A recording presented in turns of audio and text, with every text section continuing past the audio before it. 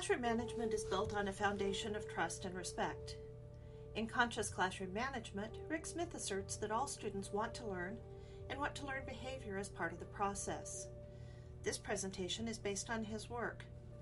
My name is Beth Luttrell, a trainer of trainers in Rick Smith's model for classroom management, and I'm the coordinator for California Teacher Induction in the San Mateo Foster City School District. One of the first keys to effective classroom management is inner authority, which is a continuum. Imagine for a minute that I'm in front of the class with my shoulders slumped, and I apologize, class, get out your math book and turn to page 29. Then imagine the same lesson where I assert, class, please open your math book to page 29.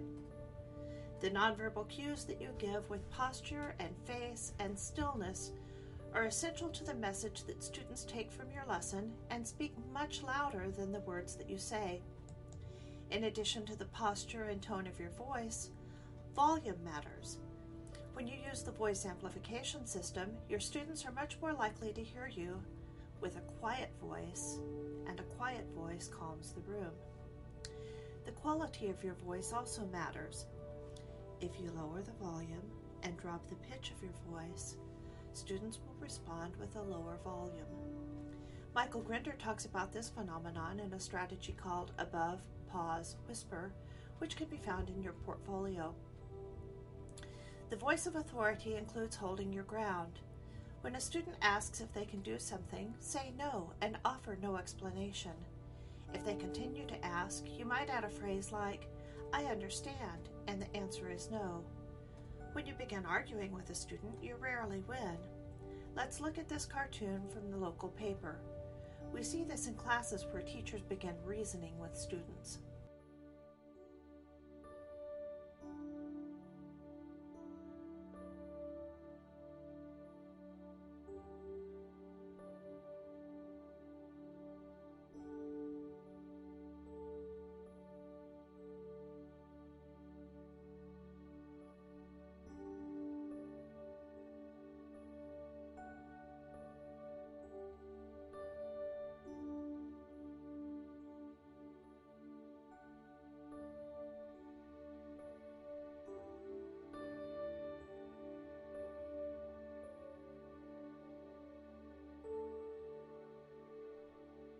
It is important to remember that an effective no has no blame, no sarcasm, no bias, no hesitation, no anger, no disrespect, no loopholes, no explanation, no guilt, and no apology.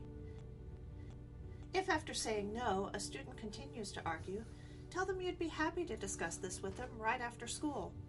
Don't let students argue or advocate for each other. Rick Smith says that he has a sign in his room, student lawyers meet at 3:15 on Fridays. He rarely has anyone who shows up at that meeting. The first key to classroom management is a voice of authority in tone, body language, and in holding your ground once you've made a decision. The next key is that we must assume the best. My friend and mentor Barbara Clark wrote, we must see how what we do affects children so that our limits won't be theirs.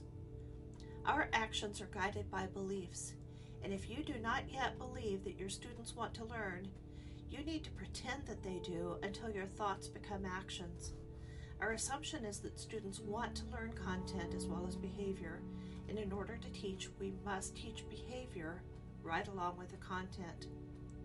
We will be working in Induction on pedagogies that lead to universal access.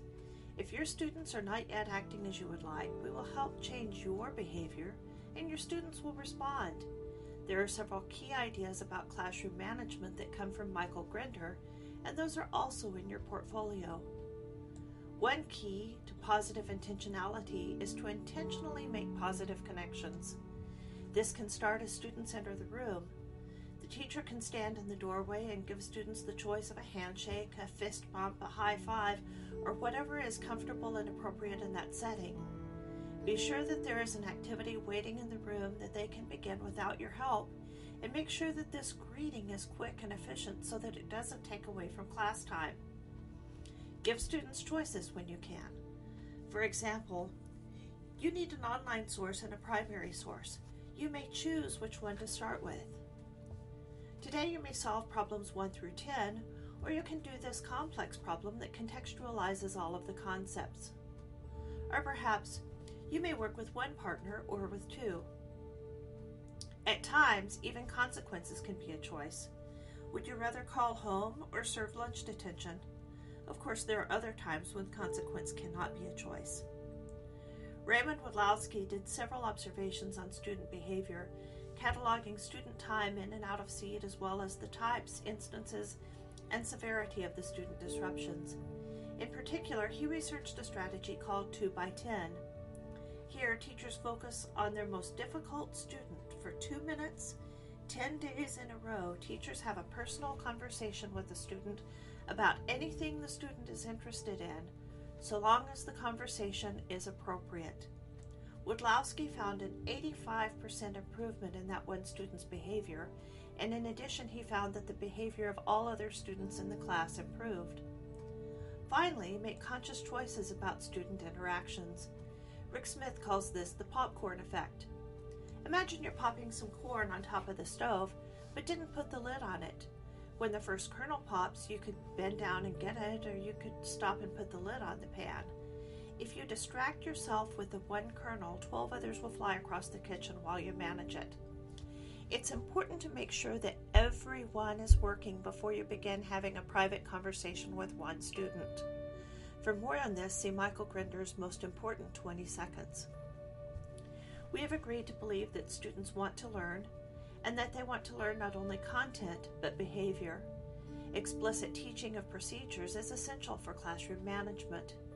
Procedures are taught the same way that content is taught. First, determine what procedure is needed for the smooth management of the class. Break those procedures down into simple steps. Teach them visually, orally, and kinesthetically. Check for understanding, practice, reinforce, and periodically review. When procedures can be cued non-verbally with a chime, a hand signal, or pointing to a rubric, the classroom is much more efficient. A picture is worth 1,000 words, so you might take a picture of your classroom the way that you want it to look before students leave, then point to that picture as a cue that it's time to clean up and line up. A picture of a lab setup shows students exactly how to prepare for the lab they need today, or a picture of an open textbook and homework assignment cues students on how to prepare for class. A picture of the shared supply box helps students check to make sure that everything is put away. Other possible pictures might include the heading for a paper, posturing for keyboard, the dress code, or lining up. Rubrics can also be visual and nonverbal.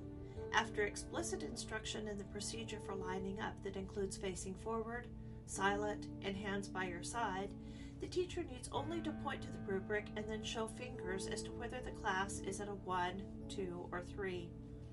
In this rubric, 1 means that people are talking, 2 means that some or many are not yet facing forward, and 3 means that all expectations are met and the class may begin to move. One important procedure is when I say go. If you begin your instructions with the phrase, when I say go, students will listen to all of the steps before you say go and they begin. Grinder suggests that in multi-step procedures, each step should be written down so that visual learners can refer to them, and that iconic representations with each step are even more effective.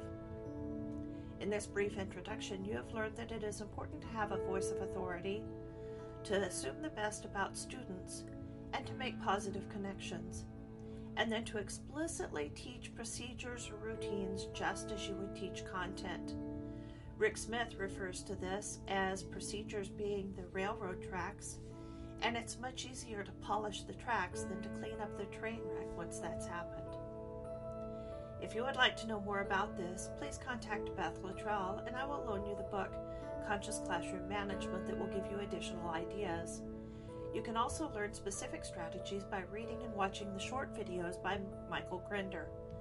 Thank you for educating and inspiring students to live, lead, and learn with integrity and joy.